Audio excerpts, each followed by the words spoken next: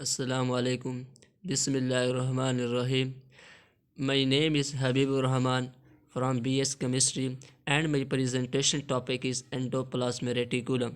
Endoplasmic reticulum eukaryotic cell का important organelles है और एंडोप्लाज्मिक रेटिकुलम जो है ये ऑर्गेनेलिज में अहम रोल करता है।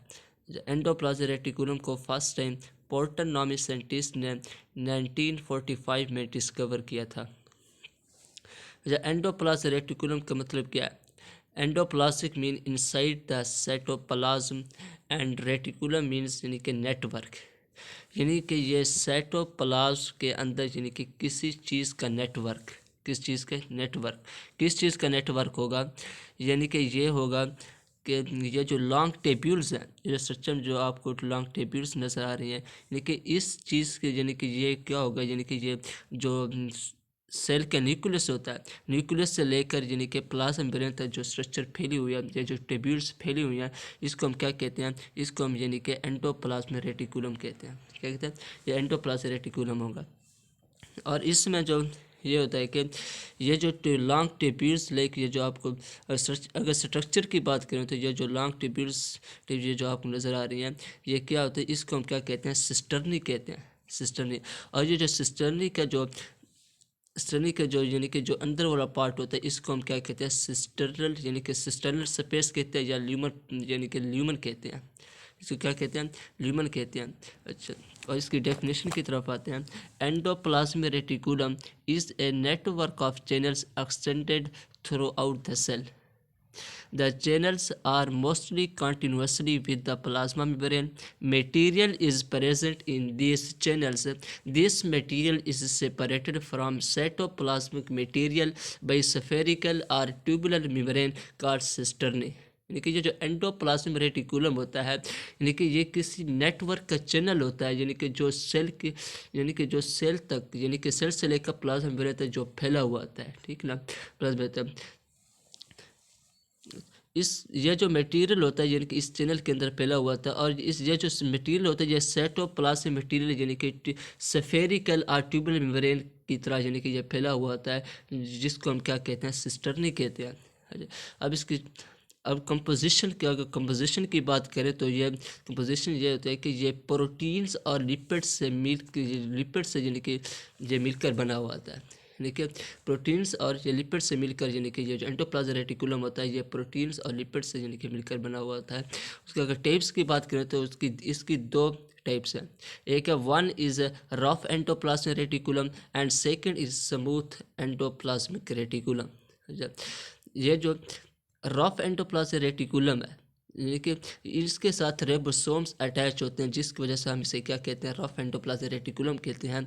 और ये जो स्मूथ एंडोप्लाज्मिक रेटिकुलम होता है, इसके अंदर यानी कि रेबोसोम्स नहीं होते, इसलिए ये विदाउट रेबोसोम्स होता है, इसलिए हम इसको क्या कहते हैं? स्मूथ एंडोप्लाज्मिक रेटिकुलम कहते हैं। अच्छा, अब हम अगर फंक्शन की बात करें तो रफ एंडोप्लाज्मिक रेटिकुलम, ठीक है ना, इसका एक अहम यानी कि इसका जो इम्पोर्टेंट यानी कि इसका फंक्शन ये है कि ये प्रोटीन की सिंथेसिस करेगा, प्रोटीन की सिंथेसिस करता है। और ये क्यों करता है? क्योंकि असल में ये जो रफ एंडोप्लाज्मिक रेटिकुलम है, इसके अंदर यानी कि क्या होते हैं? इसके अंदर रेबोसोम्स होते हैं। ये रेबोसोम्स का ये जो मेन फंक्शन ये होता है कि ये प्रोटीन की सिंथेसिस करता है, इसलिए जो रफ एंडोप्लाज्मिक रेटिकुलम होता है ये क्या करता है? ये इन्वॉल्व करेगा प्रोटीन की सिंथेसिस में, ठीक है ना।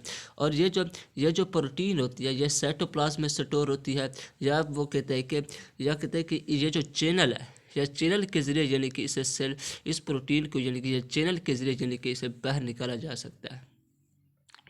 और उसके बाद फंक्शन, अब अगर यानी कि स्मूथ एंडोप्लाज्मिक रेटिकुलम के फंक्शन की बात करें तो वो इसका सबसे जो फर्स्ट यानी कि फंक्शन है वो है मेटाबॉलिज्म ऑफ लिपिड्स।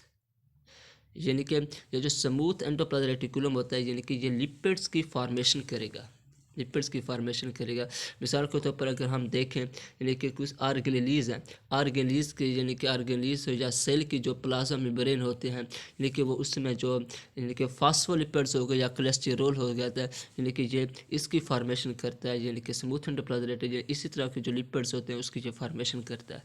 और उसका जो सेकंड पॉइंट है वो है डिटॉक्सिफिकेशन ऑफ ड्रग्स, यानी कि जो जो हमारे जिस्म के अंदर यानी कि जो हार्मफुल ड्रग्स या जो टॉक्सिक मटेरियल होता है यानी कि ये इसको डिटॉक्सिफाइज करता है। ये भी कौन करता है? ये भी स्मूथ एंडोप्लाज्मिक रेटिकुलम करता है। ठीक है ना। मिसाल के तौर पर अगर ये जिस तरह यानी कि लीवर ज़्यादातर यानी कि मोस्टली लीवर हो गया, यानी कि लीवर के अंदर यानी कि अगर यानी कि टॉक्सिक मटेरियल यानी कि लीवर के अंदर ये स्मूथ एंडोप्लाज्मिक रेटिकुलम होता है और ये क्या करता है?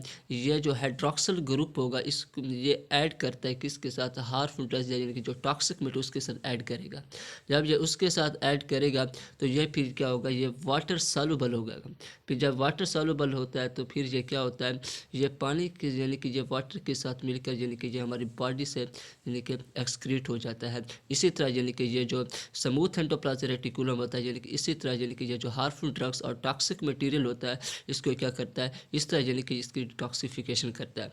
और जो इसका यानी कि जो फोर्थ पॉइंट है वो है ट्रांसमिशन ऑफ नर्व इम्पल्सेस, यानी कि ये ट्रांसमिशन ऑफ नर्व इम्पल्सेस यानी कि ये जो स्मूथ एंडोप्लाज्मिक रेटिकुलम होता है यानी कि ये पैगाम रसानी का अमल करता है। मिसाल तौर पर जिस तरह मसल्स हो गया या नर्व सेल्स हो गया यानी कि ये इसका कहता है ये ट्रांसमिशन ऑफ नर्व इम्पल्सेस करता है। उसके बाद इसका जो 5 पॉइंट है वो है ट्रांसपोर्ट ऑफ मटेरियल, यानी कि ये ट्रांसपोर्ट ऑफ मटेरियल जो होता है ये भी स्मूथ एंडोप्लाज्मिक रेटिकुलम करता है। वस्सलाम।